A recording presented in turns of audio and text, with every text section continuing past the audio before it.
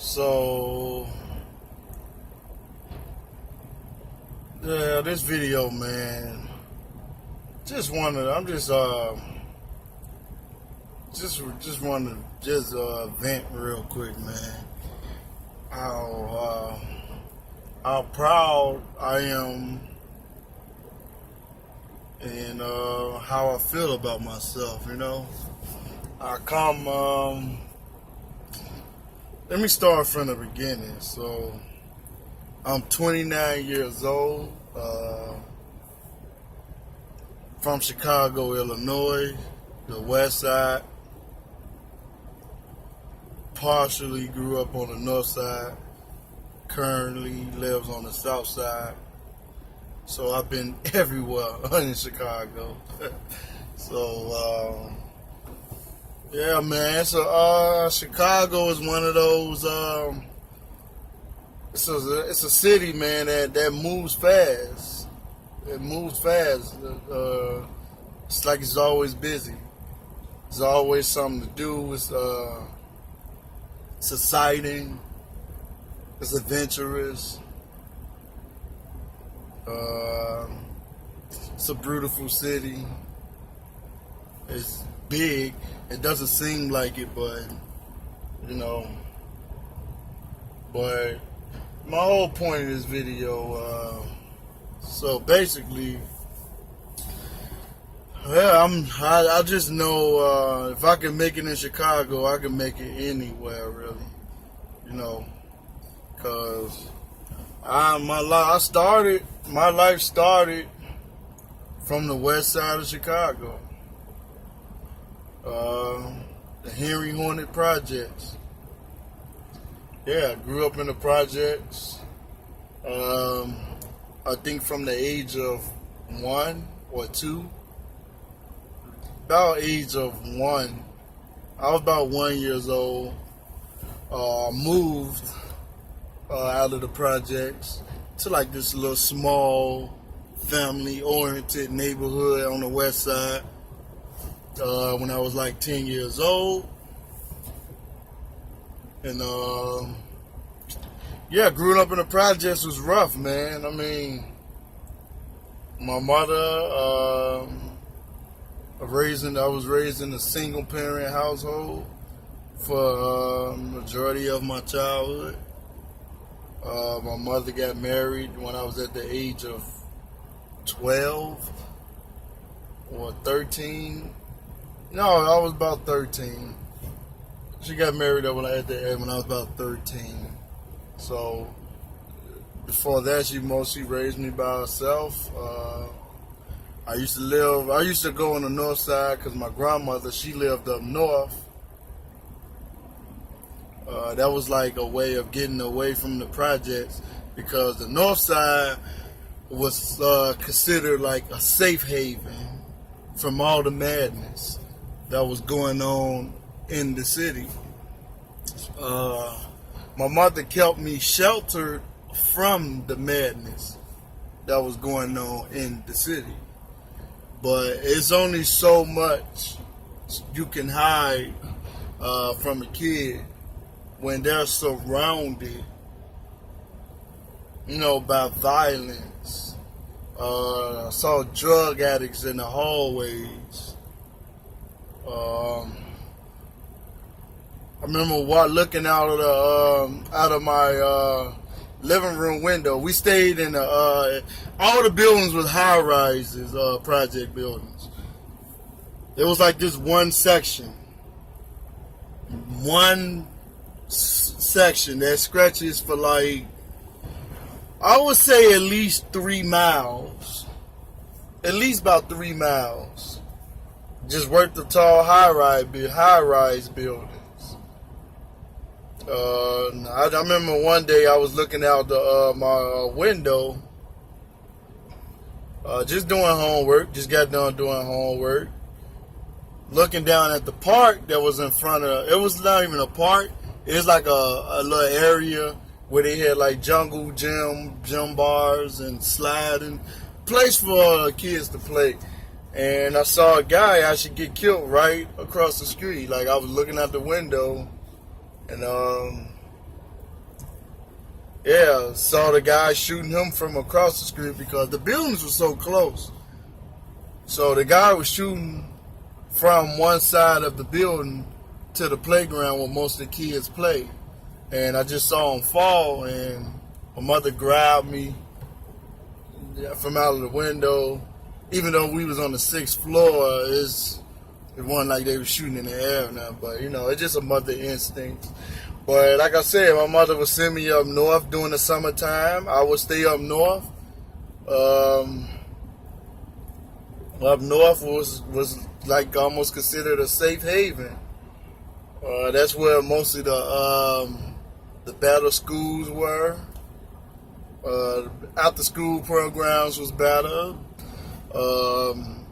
Most of the programs in schools received better fundings by the government, from the government, the city, the state. So a lot of opportunities though was like handed out to most of the kids that lived up north.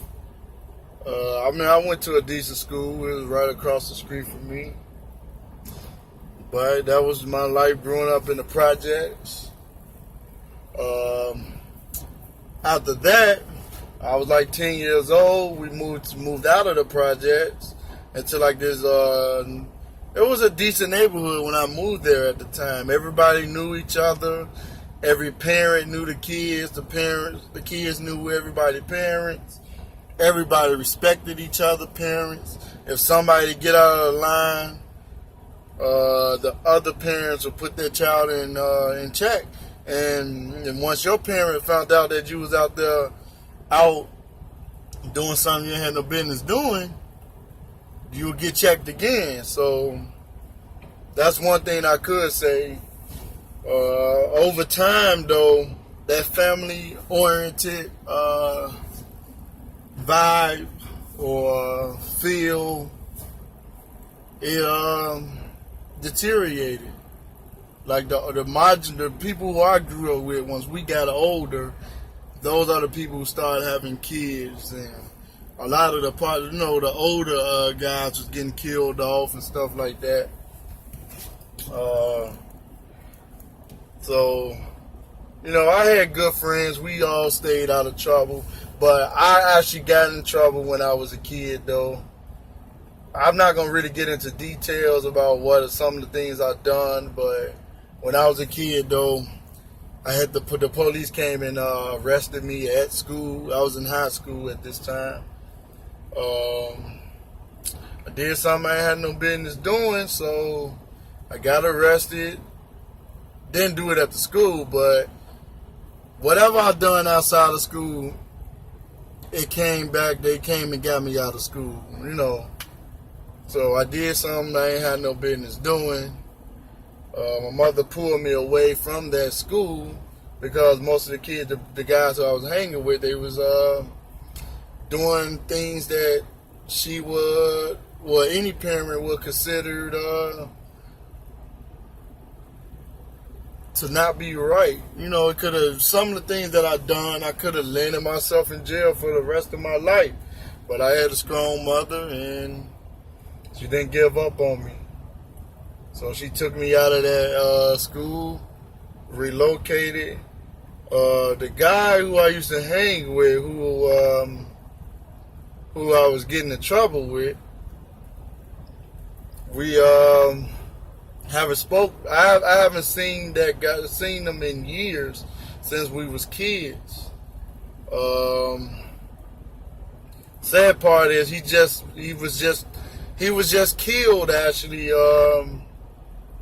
He was just killed like a month ago, and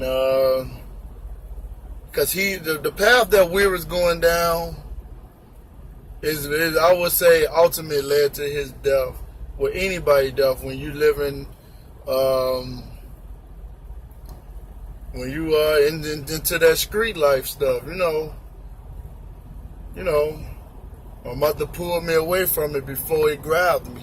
Before I got too far in it, she pulled me away, and I listened to her. And if it wasn't for her, I wouldn't even be here today. If she would have gave up on me, I wouldn't even be here right now telling you this story. but he ended up getting killed in Chicago. Because y'all know, you guys hear about the news. You hear everything that's going on in the news and stuff like that about Chicago. A lot of it is true, but the story is way deeper than anybody that's on the outside would know. I'm not going to really go into further details and get all political and all that, but I'm going to just say corruption with the government there. So, yeah, man, my childhood friend got killed, and I don't know, man. Sometimes when I go to sleep at night, I don't know why he always popping. Why I'm always. I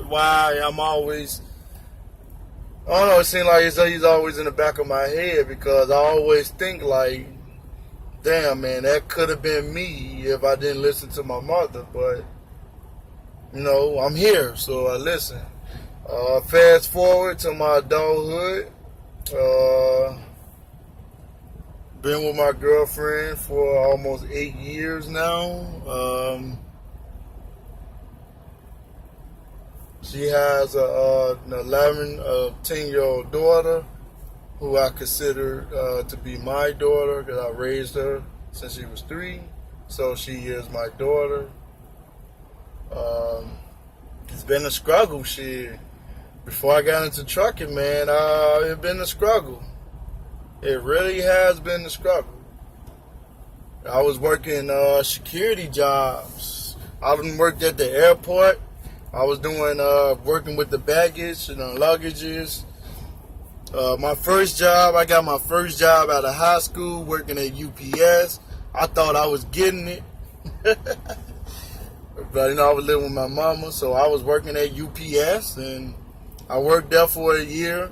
Then I worked at the airport right after that, the next year. I worked there for about a year. I was still living with my mom at the time, so I really wasn't struggling at that moment. I mean, I would give my mama like a couple of dollars or whatever. So then I moved out on my own. That's when I entered the real world, and man, it was a struggle, man. I wasn't making no money. It was hard making ends meet. So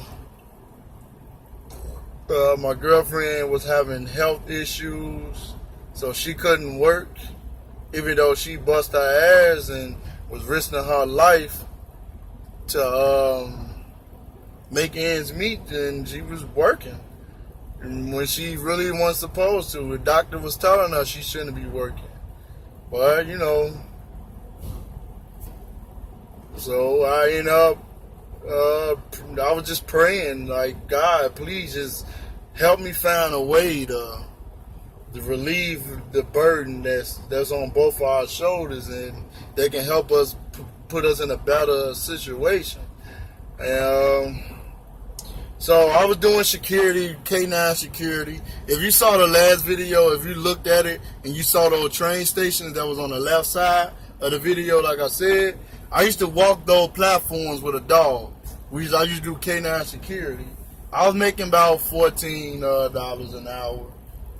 It was like up and down, because he had the company I worked for, they had multiple accounts. So sometimes I wouldn't even work that account for the transit authority.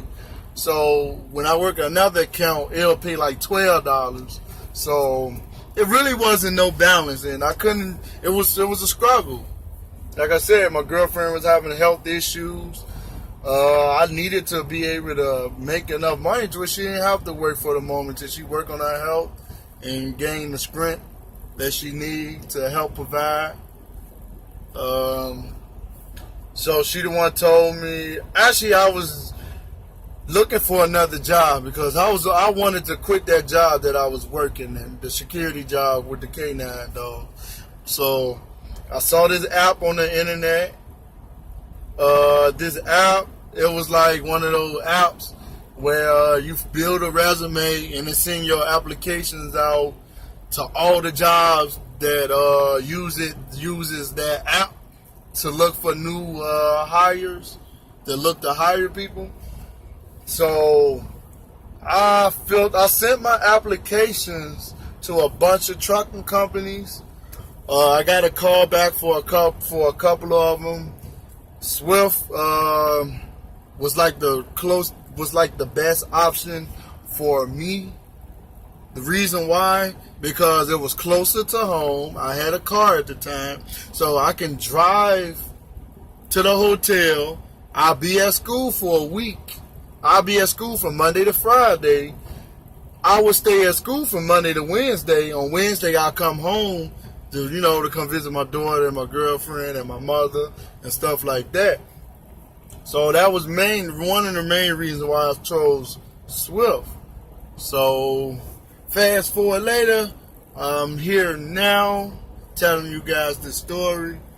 Yeah, man, it's been a struggle, but I'm trying to leave Chicago. I'm in a position now. God answered my prayers. That's why it's always good to speak certain things into existence. So, yes, I'm making more money now. She don't have to work if she don't want to. And paying the bills and planning on leaving Chicago at least in about 2 months. Planning on leaving Chicago, and guess what? I'm heading to the West Coast. To the West Coast, baby. Yeah. So, yeah, it's been a long journey. I couldn't put every details about my life into this one video. I don't know how long I would need, but I just summed it up and fast forward and left a lot of things out. But God allowed me to be in a position to make good money. No, and I don't have a college degree or none of that. I have a high school diploma. That's it. I'm on the road to make at least 45 this year, 45,000. And that's with no experience, really. So, anything is possible if you put your mind to it. Yeah. So, I'm about to get ready to get out of here. So, it's been your boy Trucker States. It's been real. It's been great. Hit the like button. Hit the subscribe button. Peace, and I am out.